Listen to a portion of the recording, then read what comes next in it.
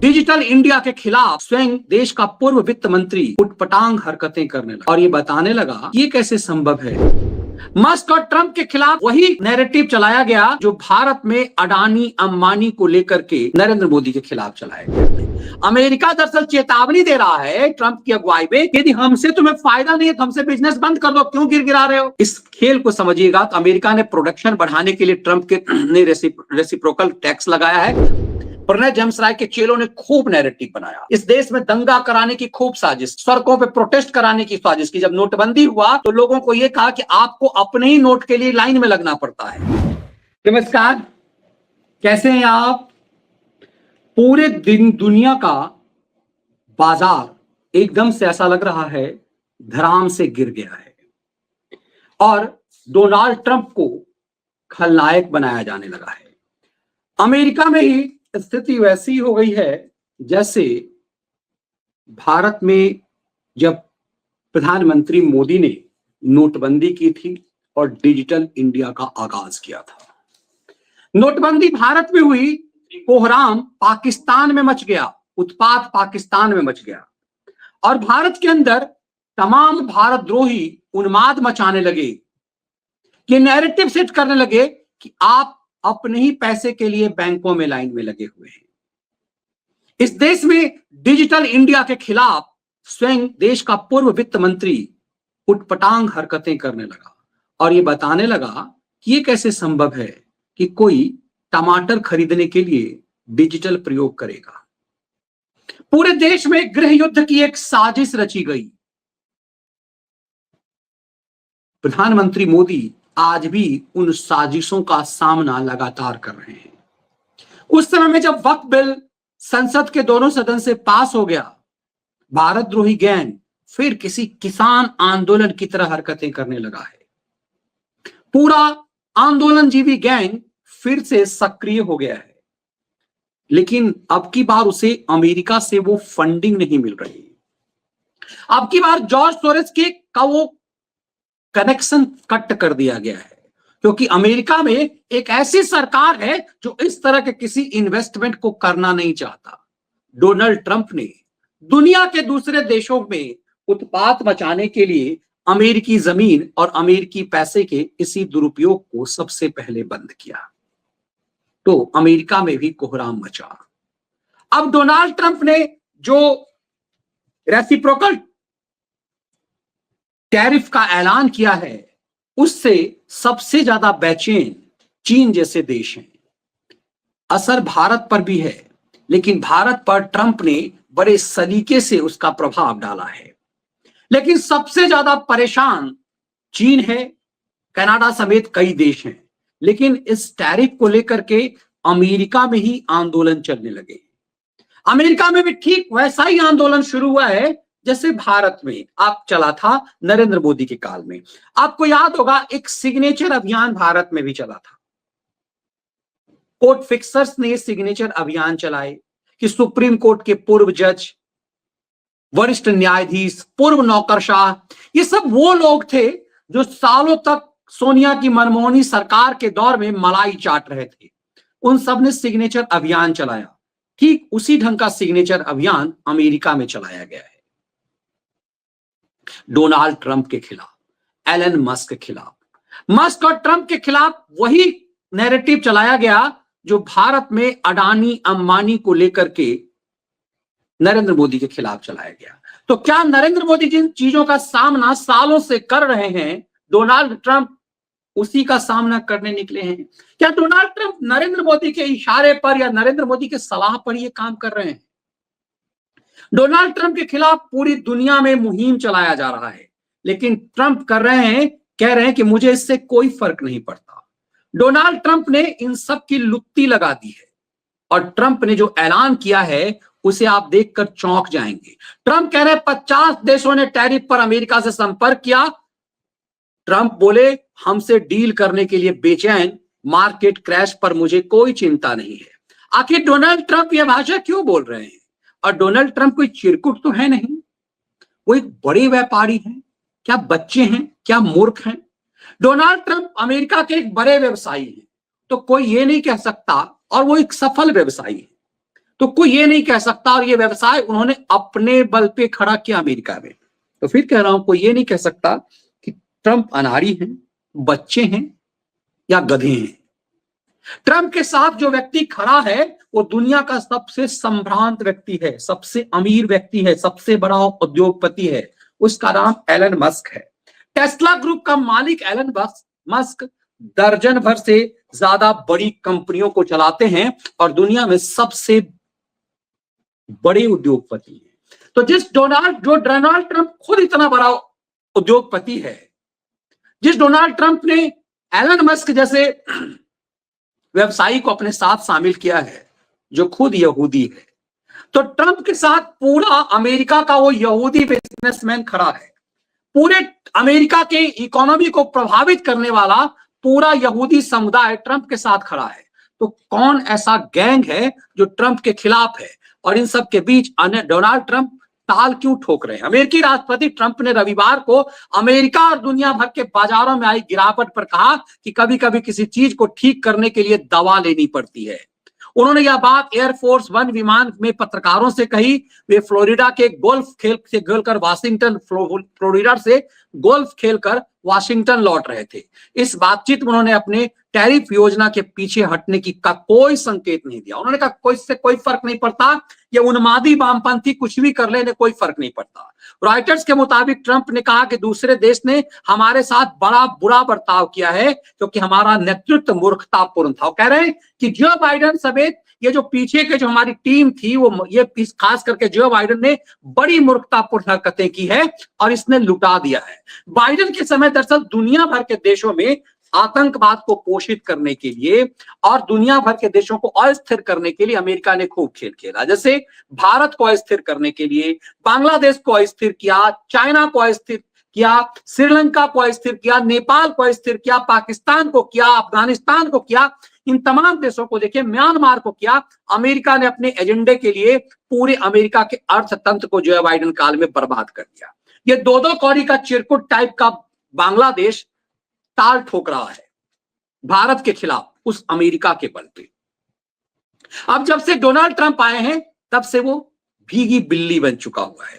तो सवाल अहम ये है कि अमेरिका का ये पैसा इन राष्ट्रों में सालों से जो लग रहा था उसके क्या मायने थे? क्या ट्रंप उसी को खत्म कर देना चाहते हैं? ट्रंप ने कहा कि अमेरिका और दुनिया भर के ट्रेड मार्केट्स में मची उथल पुथल पर अब बाजारों के साथ आगे क्या होगा मैं नहीं कह सकता, लेकिन हमारा देश अब कहीं ज्यादा मजबूत है। मुझे मार्केट क्रैश से फर्क नहीं पड़ा क्योंकि ये सब कुछ समय के लिए है, फिर सब नॉर्मल हो जाएगा। और देखिएगा यही बात नरेंद्र मोदी कहते थे। ट्रंप बोले अमेरिका में कोई महंगाई नहीं। ट्रंप ने सोमवार को कहा कि ग्लोबल मार्केट में भारी गिरावट के बावजूद अमेरिका में कोई महंगाई नहीं है। उन्होंने पिछले अमेरिकी नेताओं पर आरोप लगाया कि उनकी गलत नीतियों की वजह से चीन जैसे देशों को अमेरिका का फायदा उठाने का मौका मिला। अब यही मेन पॉइंट है। दरअसल अमेरिका के पूरे उद्योग तंत्र में चीन का बोलबाला हो गया है। जो बाइडेन ने वामपंथी विचारधारा का था, बाइडेन ने पूरे अमेरिका में घुसपैठ चीन की करा दी। जैसे कल रात का विश्लेषण आप लोगों ने देखा होगा सतीश जी के साथ जो था, उसमें कैसे था कि भारत का प्रधानमंत्री होते हुए जब आईके गुजराल प्रधानमंत्री था, कैसे वो केजीबी के एजेंट के रूप में काम कर रहा था और पूरी तरह से पाकिस्तान को पूरा खुला राह दे रहा था। प्रधानमंत्री होकर के भी आईके गुजराल ने क्या कुछ कहा, पूरे साक्ष्य के साथ हैं। रात वाला विश्लेषण आप जरूर देखिएगा। तो वही खेल क्या जो बाइडेन अपने ही देश के खिलाफ कर रहा था, चीन को बाजार देकर के ट्रंप उसी को खत्म कर देना चाहते हैं। इसीलिए डोनाल्ड ट्रंप ने सबसे ज्यादा टैरिफ जो है लगाने वाले देशों में चीन को सामने किया है। ट्रंप ने कहा चीन उनकी चेतावनी को नजरअंदाज करते हुए अमेरिका के खिलाफ टैरिफ में 14% वृद्धि की है। उन्होंने कहा पहले से लागू टैरिफ में अमेरिका को हर हफ्ते अरबों डॉलर का राजस्व मिल रहा है चीन को डंडा करने से। और ये ब्लैक मंडे होने की आशंका इन लोगों ने जो जताई थी उस पर चीन ने हंटर बरसाया। 1947 के ब्लैक मंडे से जोड़कर देखा जा रहा है, ऐसा नैरेटिव बनाया जा रहा है पूरे अमेरिका में। ये पूरा खेल लेफ्ट लिबरल गिरोह का है कि 50 देशों ने टैरिफ को लेकर ट्रंप प्रशासन से कांटेक्ट किया और ये कह रहे कि यदि हमसे हमारे बाजार से तुम्हें फायदा नहीं हो रहा है, अमेरिका दरअसल चेतावनी दे रहा है ट्रंप की अगुवाई में कि यदि हमसे तुम्हें फायदा नहीं है तो हमसे बिजनेस बंद कर दो, क्यों गिरा रहे हो।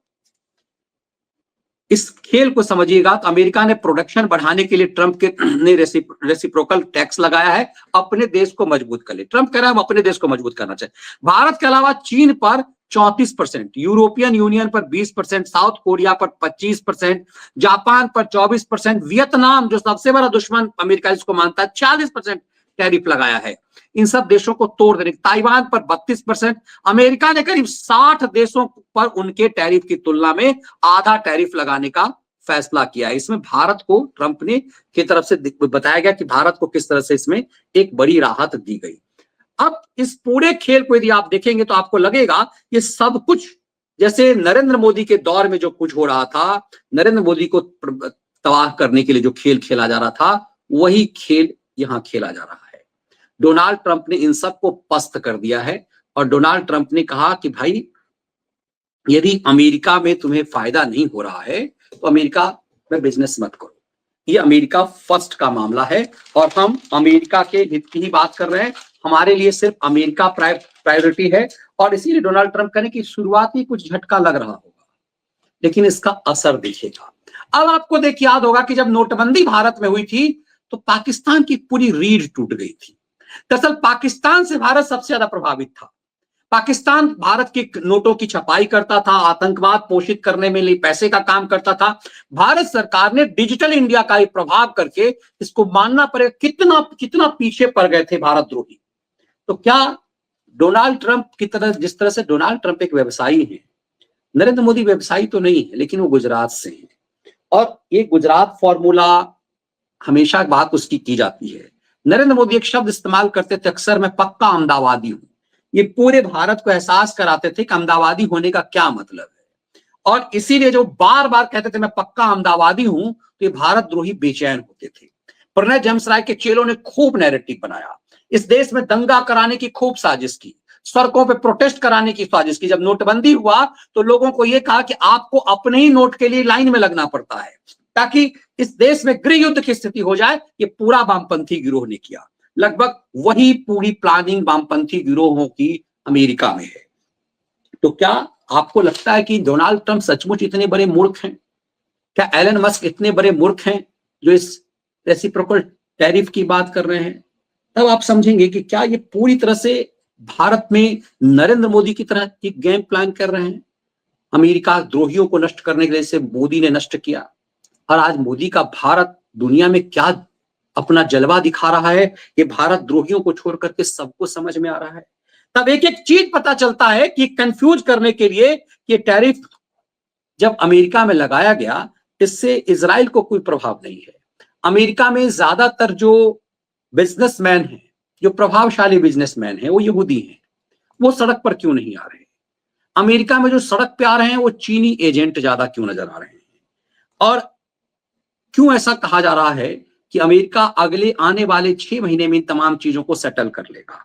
इस टैरिफ लगाने से सबसे ज्यादा बेचैनी क्यों चाइना को है?